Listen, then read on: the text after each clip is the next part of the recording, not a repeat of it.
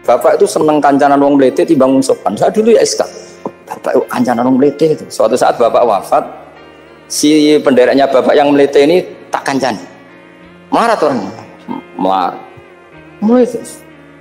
Tangan kok bener wong mlete. Jadi kalau tak tanya, mun sarapan Mbah wonge sepuh. Oh wis lho Gus, esuk-esuk wis kudu sarapan wajib. Wis rokok wis. Ternyata dia lebih gampang ngitung nikmat.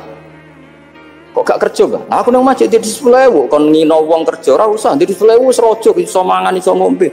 Lha opo ngamul wong liya? Kan kok bener sesuai. Sementara sing sopan kurang ajar. Mbah mun mangan. Terus ngenteni kerja angel kabeh mboten panen men ngenes. Kaya Allah ora tau mar. Oh, mungkin karena ini, Bapak. Jadi akhirnya sesuai wae ora pati. Kancanan wong sopan-sopan. Ternyata orang sopan ya kaca juga mau eling sisi panen akeh tak tahu. Mbah panen kathah. Mboten Gus namung niki. Pokoknya meluh terus. Jadi makanya ini kan apa-apa kalau berlebihan itu repot.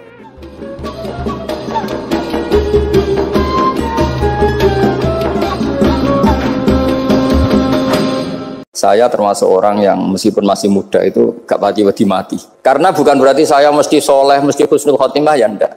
Ada istilah mati yang menyenangkan dalam diri manusia, yaitu Nabi ngendikan Allahumma ahyini maka natil hayatu khairan li wa tawaffani maka natil wafatu khairan li. Sebagian doa Allahumma ij'alil hayata ziyadatan li fi kulli khairin wal mauta rahatan li min kulli syarrin. Jadi mati itu akhir dari maksiat saya atau akhir dari potensi maksiat saya. Sehingga kata Sohibul Hikam, kamu harus percaya diri bisa selamanya tidak maksiat lagi. Orang kan tanya, masa manusia tidak bisa maksiat lagi? Ya bisa saja kamu pas taat terus mati, berarti sudah tidak bisa maksiat. Jadi ulama itu melihat mati itu akhir dari segala maksiat atau potensi maksiat. Ya, di sini hebatnya lagi-lagi GNU itu. Bohong fasik gendong kayak apa, kalau mati saya deh. Tombone menang kabeh, saya dia menang kabeh. Sesuai kayak ini, saya nih mun mboten saged maling, mboten saged korupsi. Oh nggih saya ini. Itu satu ilmu yang luar biasa. Meskipun ya tentu agak ngawur. Tapi itu bagus. Secara ilmu bagus karena al-maut adalah rohatun min kulli syarr. Lagi-lagi yang menyelamatkan itu illa aliman au muta'alliman. Proses belajar mengajar. Saya baca banyak tentang halal haram dalam kitab Imam Ghazali itu, tak ulang berkali-kali. Saya itu dulu ya gak paham karena kitab paling susah di bab Imam Ghazali itu menurut saya kitabul halal wal haram. Termasuk bagaimana cara ngelola amwalus salatin yang terkenal korup sementara menyumbang kamu sebagai jaizah, sebagai hadiah untuk para kiai atau untuk para guru. Itu perdebatannya ulama itu macam-macam. Ada yang bilang haram karena itu potensi haram atau memang benar-benar haram. Ada yang bilang boleh karena kalau yang pakai kamu untuk kebaikan, kali dipakai mereka ruwet. Kebetulan yang partai ini lebih besar, alhamdulillah. Terus dikiaskan sama ghanimah. Lagi-lagi karena baca, saya itu pernah ditanya seorang dosen di Jogja, Gus saya ini muslim mulai kecil dan saya peneliti, saya pernah sekolah di mana-mana. Yang ganjil dari saya tentang Islam itu satu, yaitu ghanimah. Kok kayak Islam tuh rampok gitu ya, perang sudah, orang kafir tuh kalah, hartanya diambil gini-gini. Ya ghanimah.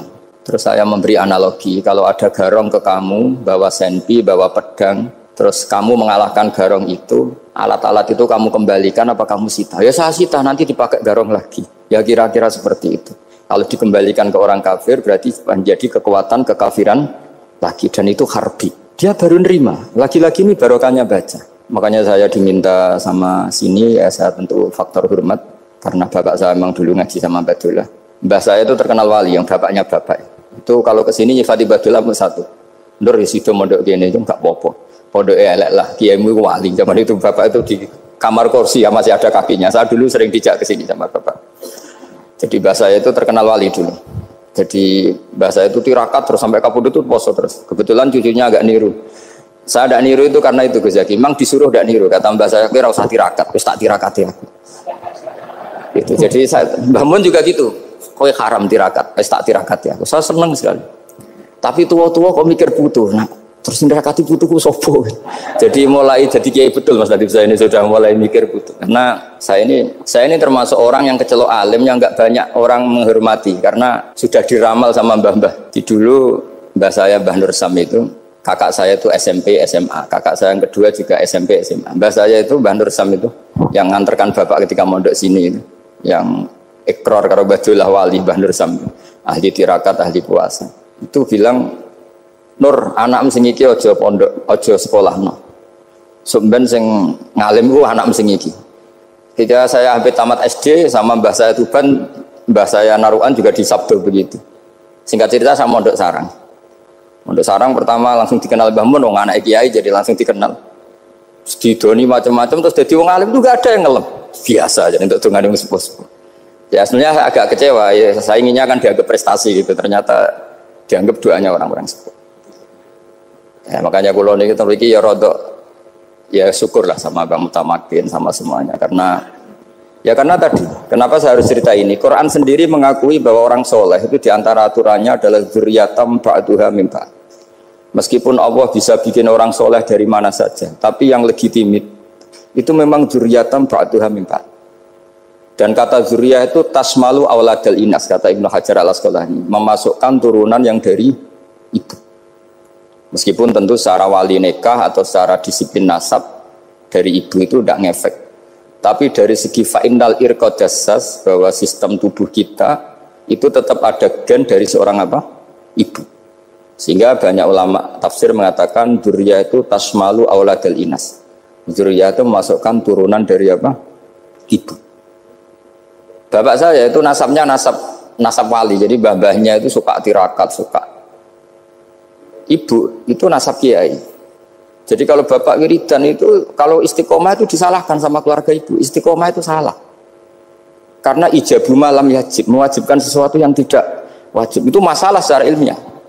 Mbah Mun itu sering kritik kalau ada pondok kok wajib puasa, wajib merawat itu sering kritik. Oh, itu secara fikih bahaya. Ijabu malam yajib, mewajibkan sesuatu yang tidak wajib. Dan itu kriminal dalam bab fikih. Betul itu, sama cari di Sulam Taufik, babnya itu ngeri, ijabu malam yajib itu tidak dihitung minal kabair, dicari sendiri itu di bab Sulam Taufik, tidak perlu saya sebut, itu parah betul malah cara menvonis Abdullah bin Husain bin Thohir di Sulam Taufik, ijabu malam yajib. Tapi pondok-pondok yang tirakat tidak kurang dalih, niki boten majibaken, ngelatih, boten majibaken tapi napa? Nah, silsilah dari keluarga ibu itu suka ilmu. Sehingga Abdullah bin Mas'ud itu tiap hari itu mensweeping orang yang sering duha. Kalau ada orang duha istiqomah itu disweeping. Awas, harus seminggu sekali, nggak boleh tiap hari. Masa sholat fardu kamu saingi sholat duha? Nggak boleh, fardu tersaingi. Itu Abdullah bin Masyhur, sampean cari di Al-Hunyah. Sayyidah Aisyah kalau ada orang duha tiap hari dimarahin. Dan itu secara konstitusi ilmu benar karena Nabi Qiyamul Lail Ramadan itu hanya 4 hari yang dipandu. Lainnya itu enggak. Khasyata ayyufradu alaihim, kalau dalam sahih takut dianggap fardu. Akhirnya istiqomah itu masalah di keluarga saya yang dari ibu. Nah, kebetulan kita ini suka ada istiqomah, akhirnya ya seperti ini.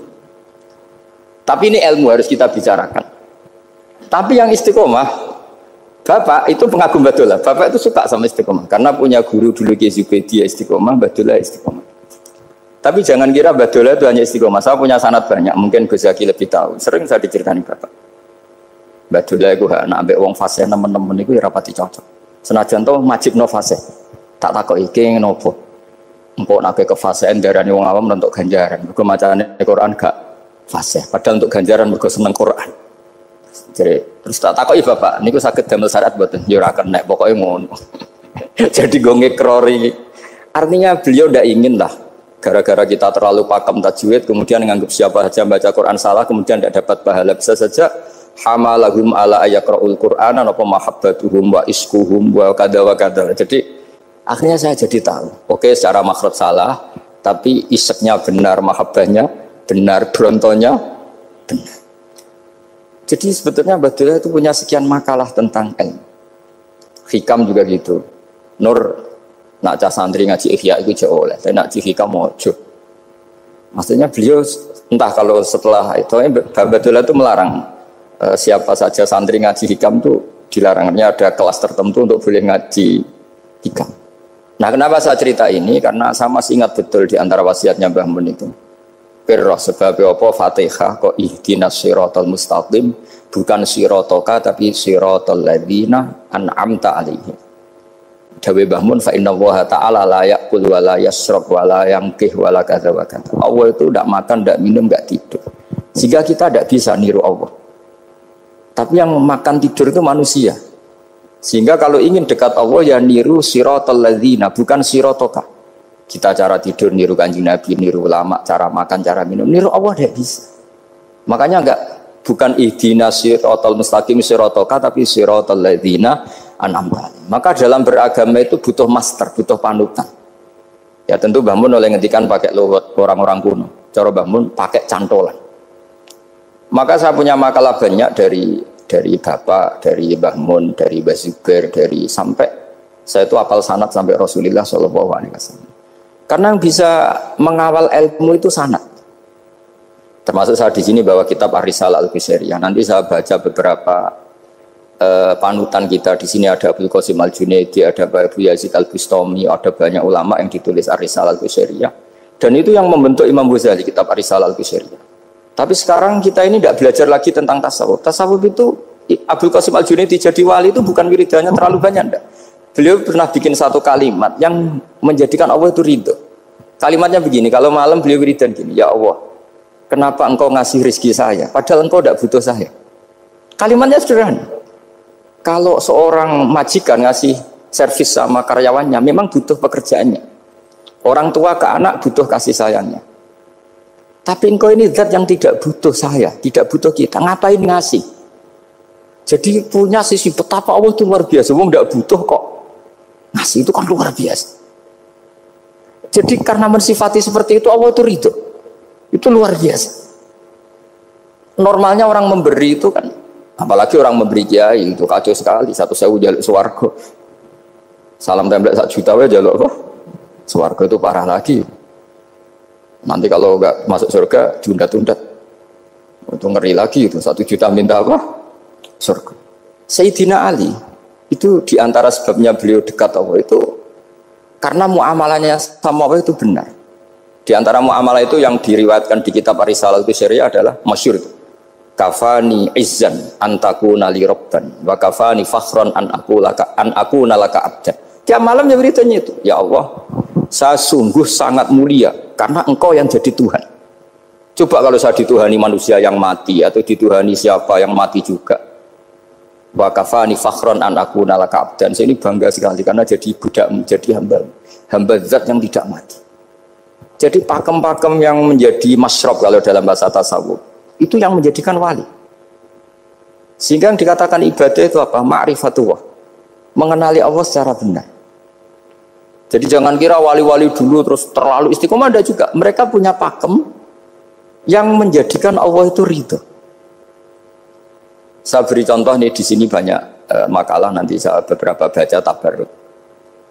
Banyak riwayat dari orang-orang sufi. Nabi Ibrahim itu pernah ketemu orang Majusi.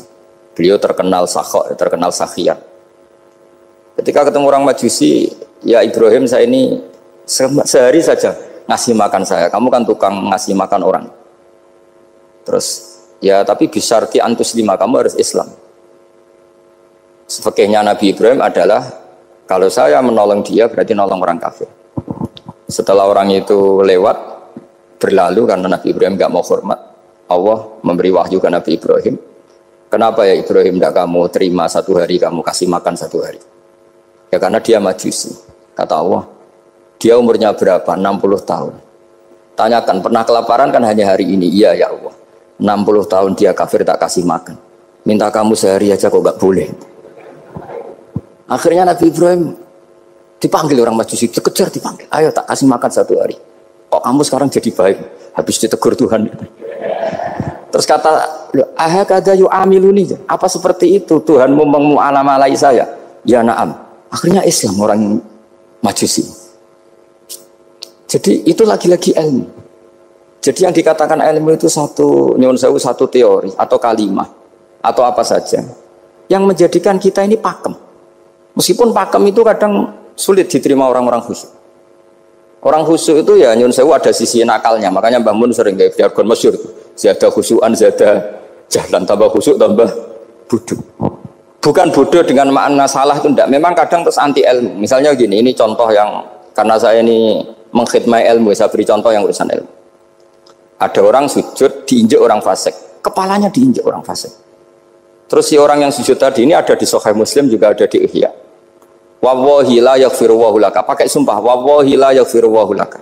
Allah langsung mewahyukan ke Nabi fi hadzal zaman, fi tilka zaman atau fi dzalika zaman. Man dzalladzi yata'alla alayya alla aghfira li fulan qad ghafartu lahu wa ahbattu amalak. Katakan ke orang itu, siapa yang mencatut nama saya yang hanya berstatus tidak memaafkan. Itu enggak fair. Saya ini Tuhan kok bisa yaghfir, bisa yu'adzib. Kok sifat saya tinggal satu yu'adzib itu gimana? Dicatut separuh itu Allah tidak terima. Tapi kalau kita baca Quran, saya ini sama orang fasik ya benci. Saya ini orang soleh, setidaknya pura-pura soleh lah. Karena di depan para kiai. Tapi mau tidak mau.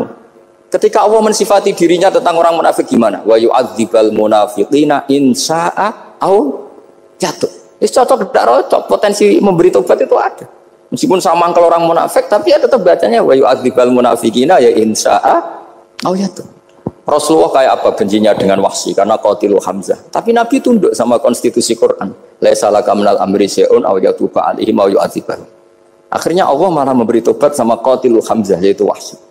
Ini pentingnya baca lagi. Kalau kita tidak baca hanya khusyuk saja, tidak baca, pasti sama orang yang menginjak orang sujud tadi, yang nginjek pasti salah enggak dimaafkan. Bongso pasti. Pertanyaannya adalah, betulkah Allah punya sifat satu yaitu yu'adzib? Makanya kalau kita baca, misalnya baca Quran walillahi mulkus samawati wal ard, ya sudah yaghfiru liman yasha wa yu'adzibu man yasha. Kalau nuruti rasa kita ya inginnya ke kita yaghfir, ke orang lain yu'adzib. Tapi Tuhan kan enggak terima. Saya ini Tuhan kok didikte makhluk saya ini gimana? Enggak bisa. Sehingga ya ini lagi-lagi ilmu. Makanya saya cocok enggak cocok itu suka baca. Saya suka sekali baca, mulai ulama dulu, ulama modern, setengah dulu. Mulai ulama yang kedunian sampai setengah kedunian. Suka. Saya dulu tuh gak suka uang. Karena saya memang tadi mbah saya dari bapak itu wali mas. Mulai Mbah Soleh itu suka bully mertuanya. Jadi saya alhamdulillah dia jujur. Mbah Soleh itu menantunya Raden Asnawi. Itu ya bully-bulian sama ini terus ditiru beliau ini. Itu gak suka sebenarnya. Saya itu ya pokoknya tadi kalau orang daftar wali itu kan gak suka sama. Karena mereka nangis ketika Allah ngendikan wa aqridu atau ayat-ayat anfiku atau orang baik disifati wa aqraduha qardan hasanah. Itu hadal khitab li ahlil jibdi wasarwah. Ini khitab untuk orang kaya. Kulo isin Gusti jenengan nampen ngongkon infak kok kulo diinfaki. Jenengan nampen ngongkon ngamal kok kulo di ngamali. Jadi maka yuhibbunal mal, mereka tidak suka harta. Walakin liyana luladzatal khitab bil infak, dan itu harus kaya dulu untuk bisa infak. Jadi itu uniknya. Akhirnya saya Imam Sa'roni penting juga kaya.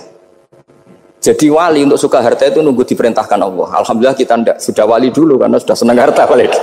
Jadi kayaknya keren kita dibanding wali-wali itu. Artinya wali itu tahu pentingnya harta setelah jadi wali. Kita alhamdulillah mulai kecil sudah tahu pentingnya harta. Kayaknya kita lebih wali. Imam Syafi'i itu dulu gak suka sama orang kaya. Saya berkali-kali ceritain. Karena dia dididik Sufyan As-Tsauri, Sufyan bin Uyainah. Tapi ketika ketemu Imam Malik itu kaya raya. Meskipun dia hidupnya sederhana, tapi kaya raya. Pas beliau mau, Imam Syafi'i dia agak-agak sopan kalau sekarang tanya, setelah jenengan ilmu yang saya harus ambil siapa? Kata Imam Malik, yang sealim saya itu sudah meninggal Abu Hanifah, tapi muridnya masih, namanya Muhammad bin Hasan Asy-Syaibani. Kamu datang ke sana. Semalam itu Imam Malik dikasih uang 500 dinar.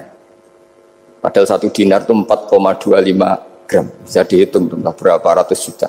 Terus separuhnya dikasihkan Imam Syafi'i. Nah, kita kasangoni. Pagi-pagi diajak ke Baqi. Dulu Baqi itu ada kafilah rental unta. Mana kafilah yang mau ke Irak? Kita, ya sudah ini antar, tak bayari. Diantar Imam Syafi'i. Diantar ke Imam Muhammad bin Hasan Asy-Syaibani di Irak. Itu ketemu Muhammad bin Hasan Asy-Syaibani pertama itu apa? Beliau itu kalau ngitung uang di meja. Emas-emasnya di meja, uangnya dolar semuanya di meja. Tambah kaget, ini saya sama Imam Malik ingkar, ini malah lebih parah lagi. Kata Muhammad bin Hasan Asy-Syaibani, "Atajabu min hadza." Kamu kagum dengan ini, merasa aneh? Iya. Ya sudah, ini tak kasihkan orang fasik, tinggo demenan, tinggo judi. Jangan, jenengan saja. Kalau jenengan kan orang soleh dipakai kebaikan, berarti orang soleh boleh kaya. Angsal-angsal. Semenjak itu Imam Syafi'i kebablasan. Sampai fatwa kiai fakir itu haram. Kiai bisa bikin rumah bagus, bikin rumah jelek, haram. Suasa al-Islam ya Allah wala yulah. Nah lagi-lagi kebetulan kita sebelum ngaji Imam Syafi'i sudah seperti itu. Jadi ini justifikasi. Lagi-lagi itu ilmu. Saya ulang lagi itu. Akhirnya saya baca kitabnya Imam Sa'roni namanya Al-Minanul Kubro. Itu beliau cerita wa mimma manallahu alaihi. Kesannya kayak orang sombong. Tapi sebetulnya yang sopan itu yang sombong karena Imam Sa'roni kan bilang, kamu harus memaklumatkan diri kalau antum minal ulama il amilin. Kamu termasuk ulama yang amilin. Terus ditanya sama orang-orang, bagaimana kalau nyatanya enggak? Kamu tadi subuh sholat, iya saya sholat. Kamu tadi zuhur sholat, iya saya sholat. Kenapa ketika kamu maksiat ingat terus, ketika kamu taat tidak ingat? Berarti kamu anggap Allah itu menyesatkan kamu tapi tidak pernah ngasih hidayah sama kamu. Pas delok rondo ning dalan kok maksiat, bar salat ora tau syukur, bar dhuwur ora tau syukur, berasa. Berarti kan nyifati Allah, hari ini Allah ngasih saya maksiat. Sementara lupa kalau Allah ngasih salat dhuwur, salat asar, salat maghrib, salat. Oh sudah di situ al-Minanul Kubro, orang itu soleh semua. Nah saya itu termasuk orang yang didikte oleh kitab, terbentuk oleh kitab Al-Minanul Kubro.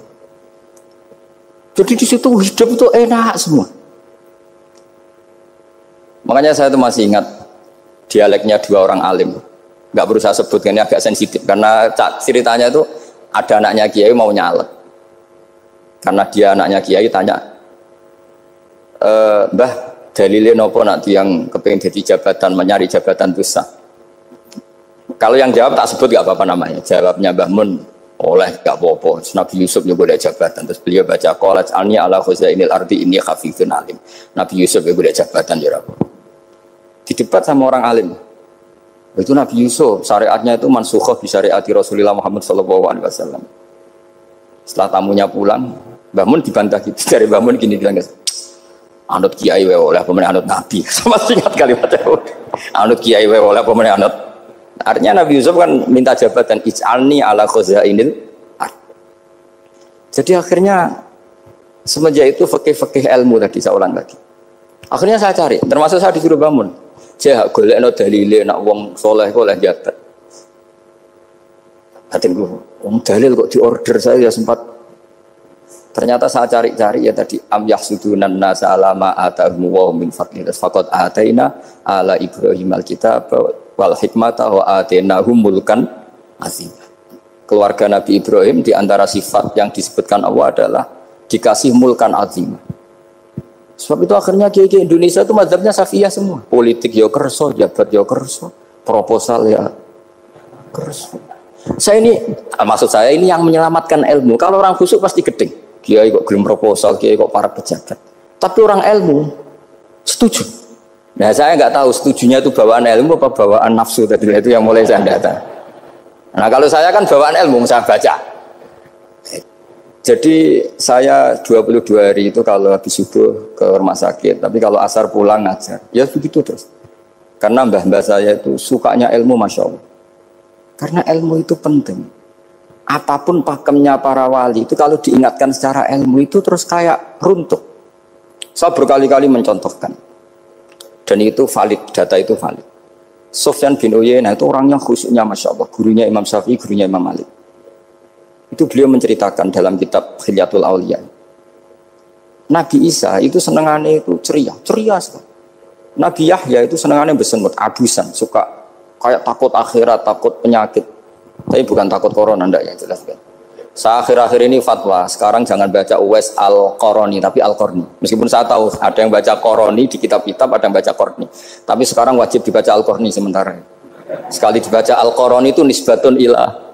Iya, jadi makanya ini untuk sementara dibaca, ngikuti yang baca Uwais Al-Qarni. Meskipun di sarah-sarah apa bi fathir ra wakila bi sukun, ya sudahlah sekarang harus ijma dulu Al-Qarni ya, karena kalau Al-Qarani itu akhirnya Nabi Isa ditegur sama Nabi Yahya. Mali aroka dohikan ka'annaka ta'manu min makrillah. Saya melihat kamu kok suka tertawa, seakan-akan kamu merasa aman tidak kena azabnya Allah. Nabi Isa akhirnya balas tanya, Mali aroka abisan ka'annaka tai'asu min rahmatillah taknatu min rahmatillah. Kowe mbesengut wae koyo dunia orang rahmat, anane corona tok. Padahal ya ono mangan, ono guyon, ono nikmat. Dan itu figur besar, akhirnya kita tahu. Dan saya sering cerita juga, setiap dakwah itu Nabi Isa nyari syirarun nas, Nabi Yahya cari khiyarun nas. Tentu alasan Nabi Yahya gampang, berteman orang baik itu baiklah. nyaman, terus akibatnya juga baik. Nabi Yahya enggak. Limada tanzilu ala syirarin nas. Kenapa kamu singgahnya ke orang-orang yang buruk? Ana tabibun udawil mardo. Saya ini dokter, tentu menyembuhkan yang sakit. Akhirnya terus di Indonesia banyak kiai yang kancanan orang fasik ya banyak. Tapi ya tentu yang benar itu yang mensolehkan yang fasik. Yang mesti salah yang menjadi fasik karena ketularan yang. Tapi itu lagi-lagi apa? Ilmu yang bisa menjadikan kita percaya itu ilmu. Saya tuh suka sekali baca kitab yang berbeda. Saya sekarang baru belajar kitab orang-orang Hanafi, orang-orang Maliki. Saya kemarin dikirimin hadiah oleh keluarga Pak Kures, ada tanda tangannya Pak Kures dari Habib Ali, dari keluarga beliau. Jadi kitab namanya itu Sarah Bukhari, yang dikarang orang India, orang modern, Anwar ya, Kiai Anwar Shah, orang-orang India ya, orang sekarang. Itu beliau termasuk mujaddid kalau dalam perasaannya orang India. Mensarai Bukhari ya, kira-kira sanadnya Sayyid Muhammad ke beliau itu 3 atau 4. Beliau termasuk orang-orang yang bisa membentuk India seperti itu. India kan banyak syurahul hadis, termasuk Waliullah Ad-Dahlawi, terus Syekh Yusuf Al-Kandahlawi, banyak lah saya. Itu beliau cerita di kitab-kitab itu bahwa ilmu itu harus diungkapkan. Terus beliau cerita banyak tentang kewalian. Sampai dalam cerita kewalian itu unik. Dan terus kayak jadi wali itu gampang sekali. Ya diantaranya itu wali itu mau modal rasido. Sab'atun yuzilluhum wa fi dhillihi wa la dhilla illa dhill. Itu diantaranya itu wa rajulun da'athu imra'atun datu jamalin wa mansibin faqala inni akhafu. Mau modal gak sido. Wis dijak wong ayu menarik muni ra gelem. Modal ra gelem iku iso dadi wah. Iku yuzilluhum wa fi dhillihi yauma la dhilla. Ya. Nah, masalah kita ora digelemi lah itu masalah. Itu sangat.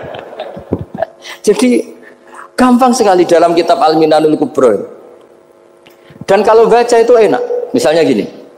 Tentu masa lalu kita yang buruk itu tidak diceritakan orang lain. Dan itu kadang karena gengsi. Tapi kalau melihat hadisnya Nabi itu gampang sekali. Kullu ummati mu'afan ilal mujahirin. Umatku semua itu dimaafkan kecuali yang memperlihatkan salahnya dosanya.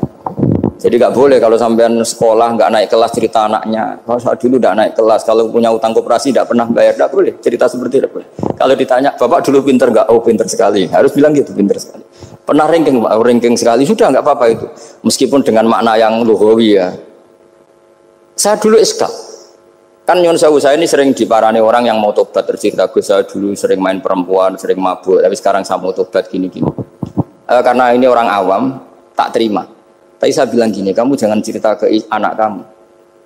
Terus dia cerita, tapi kan saya harus jujur. Karena ilmunya dia baru terlalu jujur itu penting gitu. Terus Pak, pokoknya menurut kula ora oleh cerita, pokoknya ora oleh cerita. Ya Gus oke nurut. Setelah itu saya nyari-nyari sarah, termasuk kitab itu. Kok bisa orang yang tidak mujahirin, orang yang menutupi salahnya malah dimaafkan, yang cerita jujur pernah salah malah tidak. Sangat bener. Misalnya seorang bapak cerita, "Cung aku dhisik nak pacaran tak ambung." Misalnya, anaknya mesti suatu saat kan dia puber. Mesti nak ngambung niru bapak ya. Nah, kalau yang cerita itu ribuan atau jutaan. Cung aku zaman yang pondok itu rezekiku kok bodoni. Kan terus jadi syariatun muttaba'ah.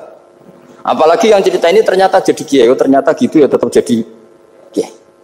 Jadi kalau pura-pura soleh di rumah pura-pura soleh, seakan-akan di pondok tidak pernah kodok, tidak pernah setor meluntir, tidak pernah apa kan?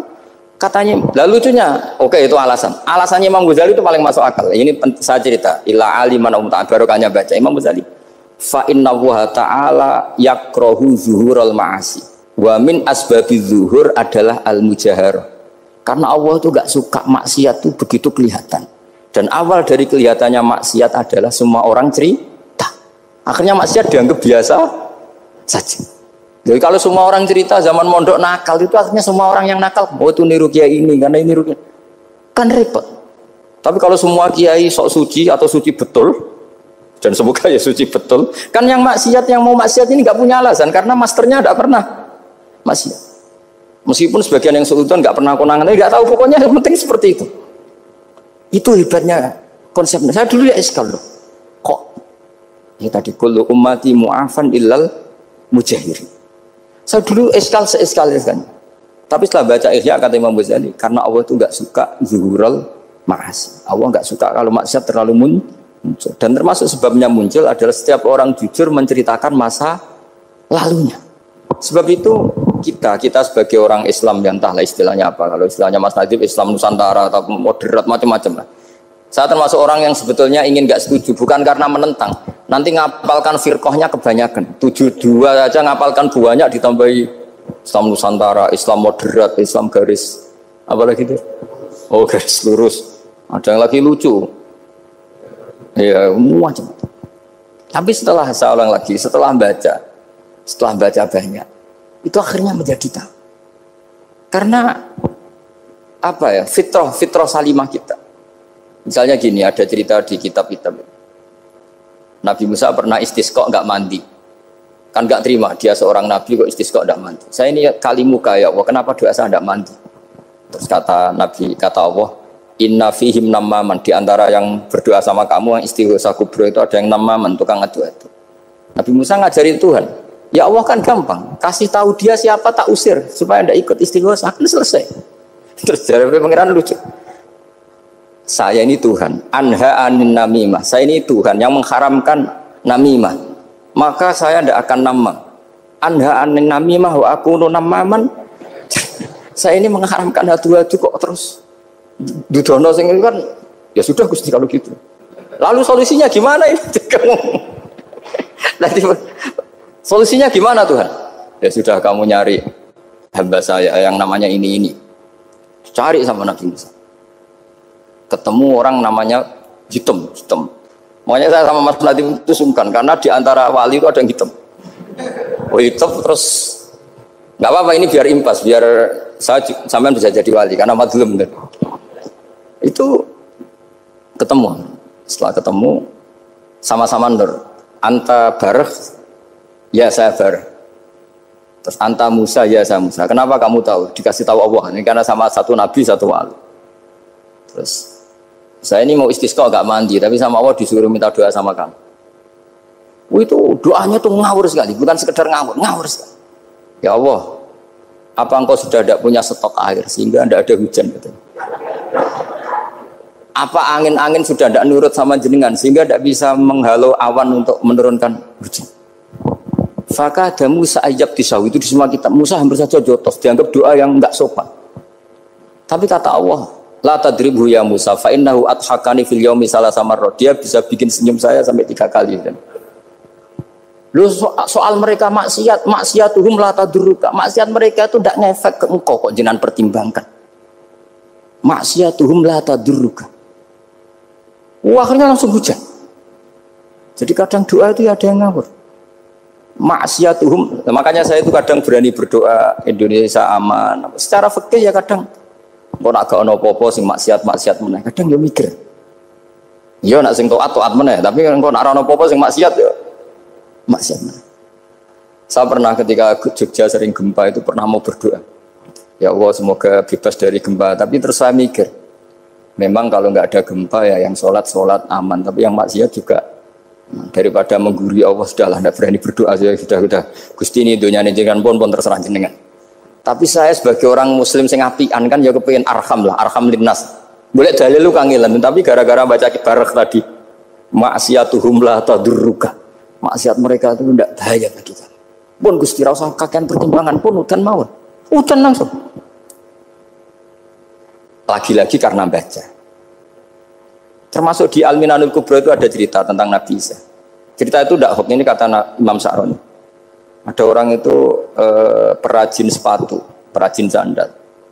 Ya Allah, engkau itu bilang butuh sandal ukuran berapa, nanti tak bikinkan. Engkau bilang kendaraan kamu apa, nanti saya yang fasilitasi ada ini. Pakaiannya kalau dames. Apa? Pokoknya saya ingin khidmah sama jenengan. Terus Nabi Isa yang terkenal baik itu, ya faham mabibat sih, hampir saja dibukut. Terus kata Allah, jangan Isa. Dia muji saya sesuai yang dia ketahui. Lagi-lagi baca. Jadi tidak bisa kita mengadili orang lain, ini kalimat ini tasbih wa bil khalqi, itu tidak bisa, tidak segampang itu. Kecuali yang ngomong orang-orang Mu'tazilah atau orang-orang Khawarij mungkin kita lawan karena berdasar ilmu. Kena wong lugu rusak. Karena orang lugu itu gimana ya? Seperti Ahmad ditanya, kamu mukminah? Terus dites sama Nabi. Aina Allah? Fa asyarat ila sama. Allah di langit. Coba kalau kamu tauhidkan, Allah la yakhullu fi makanin. Berarti kan masalah itu karena Allah laisa kamitslihi. Saya juga pernah diprotes kiai, kenapa ada istilah senyum, istilah susah, Gus? Padahal Allah nggak pernah susah. Tak tanya kiai itu. Saya kan sering bilang Allah susah, Allah apa? Gus, kok gitu? Padahal Allah kan nggak pernah. Tak tanya, kamu hafal Quran? Enggak. Ya sudah, baca aja ayat falamma asafunan taqamna minhu. Itu doire asafa itu kan asifa ya safu asafan. Diikutkan wazan afala berarti asafa yusifu. Berarti kayak dengan atal. Ya ata ya'ti itianan, kalau ingin wazan afala kan ata yu'ti ita, sama dengan falamma asafu mongko sumangsani gawe susah sapa Fir'aun wa qaumuh nak ing ingsun. Fir'aun mari ribet, mari aku susah, aku pengiran jadi tandingi. Intaqamna minhum kataku.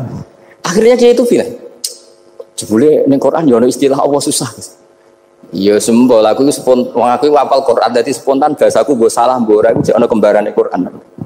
Sampeyan masih khusyuk ora hafal Quran akhirnya yang ngene iki kata saya. Akhirnya jebule ilmu itu penting wis suwe nah ilmu itu penting kata saya. Jadi ini lagi-lagi illa aliman au muta.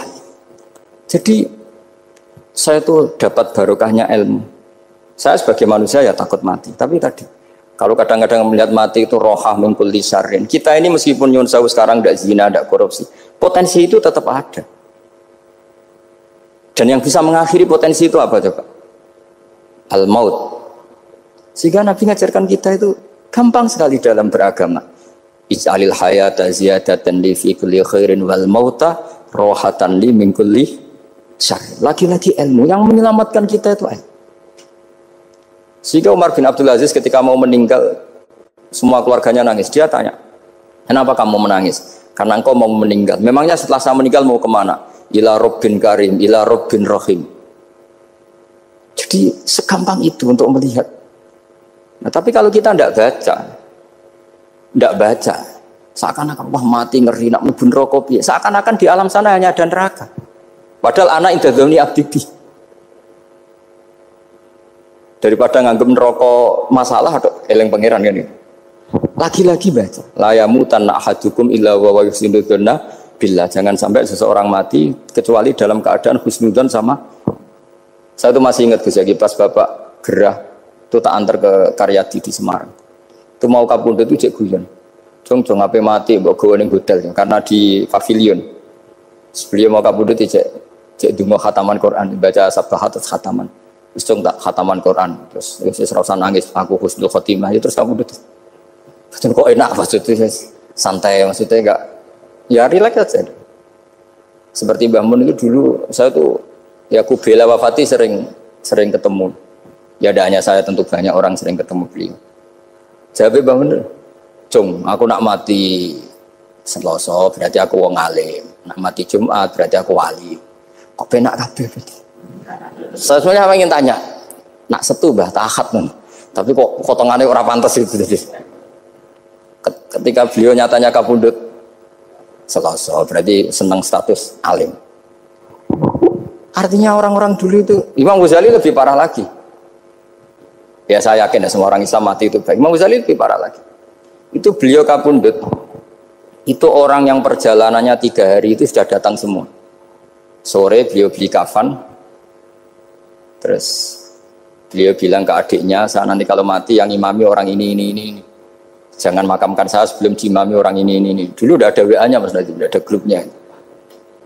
Itu ketika beliau sudah beli kafan habis sholat subuh, alayya bil kafni, kafan saya bawa sini. Dikasihkan sama adiknya.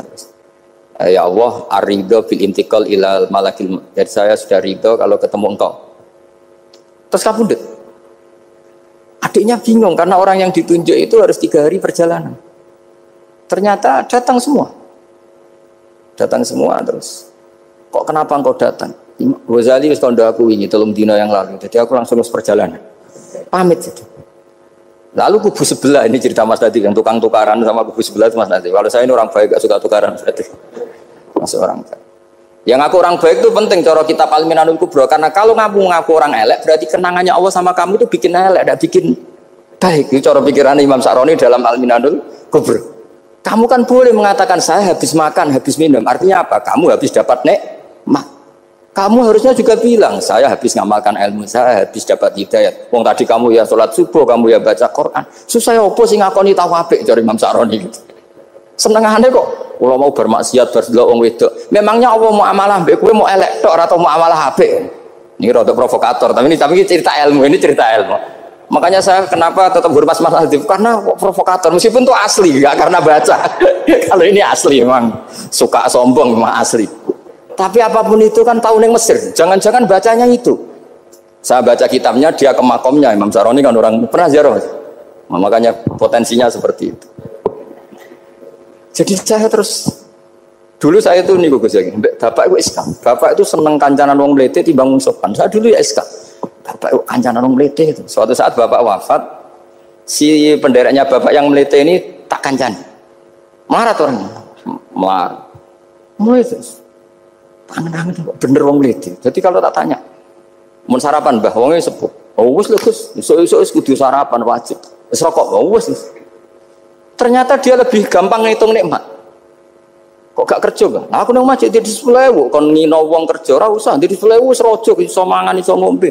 Lha opo ngamulo wong liya? Kan kok bener sesuai. Sementara sing sopan kurang ajar. Mbah mun mangan. Terus ngenteni kerja angel kabeh mboten panen men ngenes. Kaya Allah ora tau akhirnya Bang. Oh, mungkin karena ini Bapak. Jadi akhirnya sesuai ora pati. Kancanan wong sopan-sopan. Ternyata orang sopan ya kaca juga mau eling sisi panen akeh tak tahu. Mbah panen kathah. Mboten Gus namung niki. Pokoke ngeluh terus. Jadi makanya ini kan apa-apa kalau berlebihan itu repot. Seperti saya pernah ditanya, kalau orang Jawa Timur itu hormatnya sama kiai. Kalau sama orang biasa itu kurang hormat. Kalau orang Solo itu sopan-sopan, tapi ya sama-sama ada masalah. Kalau ada kultur semuanya sopan, nanti ya hum yukrimuna aliman wa fasikon wa solihan wa tolihan. Sopan yang berlebihan akhirnya sampai pernah ada seorang kiai latihan. Ini kisah nyata. Wong itu teman saya. Ketemu orang Solo dihormati. Sempat GR, barokahnya ilmu saya dihormati orang. Bareng sama orang fasik, orang macam-macam ya dihormati yang sama. Jebule podo wae kan gitu. Artinya gini, kalau akhlak itu benar-benar kelebihan, tapi kalau berlebihan la farqa bainal alim wal jahil wal fas was soleh wat toleh karena semuanya dihormati. Tapi kalau misalnya ada Jawa Timur yang membeda-bedakan manusia, kadang kita ini juga beratnya semua itu ibadullah, semua iyalullah semua. Jadi terus kita ini mikir yang benar yang mana? Setelah mengkaji ilmu, lagi-lagi setelah mengkaji. Nah, makanya saya ingin sekali ilmu ini harus dikembangkan terus. Karena saya kenalnya Mbah Dola, Mbah Sahal, semua masih ini min haitsul ilm. Karena ilmu ini yang cukup. Islam itu enggak bisa dikawal dengan khusyuk, enggak cukup. Yang bisa mengawal Islam itu hanya ilmu. Sebab itu fa'alam annahu la ilaha. Makanya orang Khawarij itu kata Rasulullah syarrul khaliqah. Kenapa orang Khawarij dibenci Nabi? Karena suka khusyuk, suka ibadah tapi tidak suka ilmu. Nggih, ngoten mawon. Assalamualaikum warahmatullahi wabarakatuh.